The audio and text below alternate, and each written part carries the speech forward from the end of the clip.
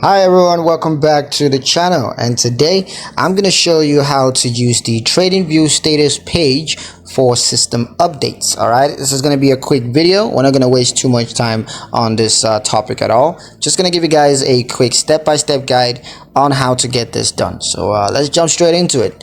Now the first step is going to be to access the status page. So you want to go ahead and access the status page by clicking on the status button that's on the Tradingview dashboard. Step 2 is going to be to view system updates and maintenance. So you want to go ahead and view system updates and maintenance schedules on the status page. The step 3 is going to be to subscribe to status page updates. So go ahead and subscribe to status page updates to receive notifications about system updates and maintenances.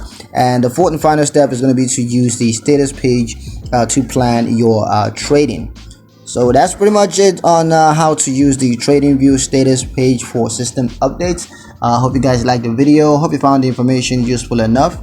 If you did, like the video, comment down below, let me know what you thought. Share the video with your friends and subscribe to the channel if you haven't done so already. And I'll see you guys in the next one.